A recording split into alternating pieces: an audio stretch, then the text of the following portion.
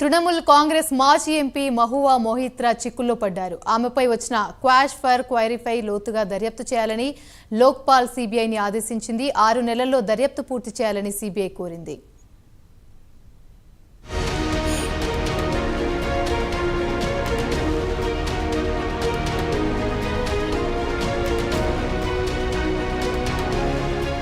TMC మాజీ MP Mahua Moitra చిక్కుల్లో పడ్డారు. క్యాష్ ఫర్ క్వెరీని లోతుగా దర్యాప్తు చేయాలని, 6 నెలల్లో పూర్తి చెయ్యాలని మంగళవారం సీబీఐని ఆదేశించింది లోక్పాల్. పార్లమెంట్లో ప్రశ్నలు అడగడానికి ఆమె దుబాయ్కి చెందిన real estate tycoon Darshan Hiranandani నుంచి పెద్ద ఎత్తున నగదుతో పాటు ఖరీదైన బహుమతులు తీసుకున్నారని, ఆయనకు పార్లమెంట్ లాగిన్ పాస్వర్డ్ ఇచ్చారని సీబీఐ ప్రాథమిక నివేదికలో పేర్కొంది.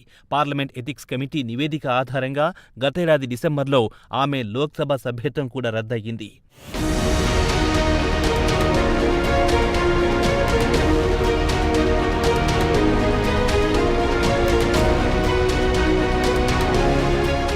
ఇక ఆమె పార్లమెంట్లో సంధించిన ప్రశ్నల విషయానికొస్తే అవి దర్శన్ హీరానందానికి సంబంధించిన కంపెనీలేవే కాకుండా ఆయన ఏ రంగాల్లో వ్యాపారాలు చేస్తున్నాడో ఆ రంగానికి చెందిన ప్రశ్నలు మొయిత్రా పార్లమెంట్లో ప్రశ్నించారని సీబీఐ నివేదికలో పేర్కొంది.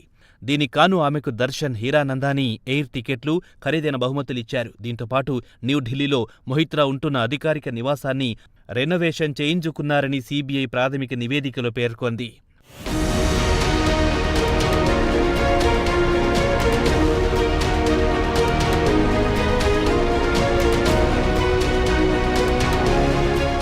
మహువా మొయిత్రాకు వ్యతిరేకంగా బీజేపీ పార్లమెంట్ సభ్యుడు నిషబ్ కాంత్ దుబే సుప్రీంకోర్టులో ఫిర్యాదు చేశారు. అలాగే లోక్సభ స్పీకర్ ఓం బిర్లాకు కూడా దుబే ఫిర్యాదు చేశారు. ఆమె జాతీయ భద్రతలో రాజీ పడ్డారని, పార్లమెంట్ కీలక సమాచారం హీరానందానితో పంచుకున్నారని, దుబాయ్ నుంచి లాగిన్ అయ్యి ఆమె తరపున హీరానందాని లోక్సభలో ప్రశ్నలేశారని దుబే తన ఫిర్యాదులో పేర్కొన్నారు. గతేడాది నవంబర్ 8న లోక్పాల్ మొయిత్రాపై వచ్చిన ఆరోపణలపై ప్రాథమికంగా విచారణ జరపాలని ఆదేశించింది. సీబీఐ సోదాలు జరపకుండా కేవలం సమన్లు జారీ చేసి చేతులు దులుపుకుంది. కాగా సీబీఐ తమ ప్రాథమిక నివేదికను లోక్పాల్కు ఫిబ్రవరి 15న సమర్పించింది. అయితే ఇక్కడ ఆశ్చర్యం కలిగించే అంశమేమిటంటే మొయిత్రా హీరానందానితో సమాచారం పంచుకున్నారని ఒప్పుకున్నారు. అయితే ఆయన నుంచి ఎలాంటి నగదు కానీ బహుమతులు కానీ తీసుకోలేదు. తన లోక్సభ సభ్యత్వం రద్దు చేయడం అంటే తనను కావాలని వేధించడమేనని ఆమె అన్నారు.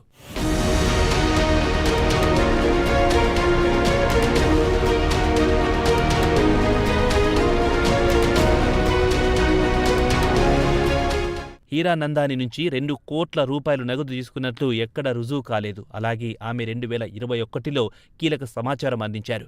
హీరానందాని నుంచి 2019 లోక్సభ ఎన్నికలకు ముందు మరో 75 లక్షల రూపాయలిచ్చారని ఆమెపై ఆరోపణలు. అయితే సీబీఐ కూడా దూబే ఇచ్చిన ఫిర్యాదులో డబ్బు చేతులు మారినట్లు తమకు సమాచారం ఇవ్వలేదని పేర్కొంది. మరోపక్క సీబీఐ విచారణలో మొయిత్రా న్యూఢిల్లీ నుంచి యూఏఈకి నవంబర్ 2022లో వెళ్లినప్పుడు ఆమె విమానం టికెట్లు 1,69,592 హీరానందాని చెల్లించారని పేర్కొంది. అదేవిధంగా ఆమె అధికారిక నివాసాన్ని రెనోవేట్ చేయడానికి Hiranandani construction private limited interior డిజైన్ను పంపించి ఇంటిని రెనోవేట్ చేశారని సీబీఐ నివేదికలో పేర్కొంది.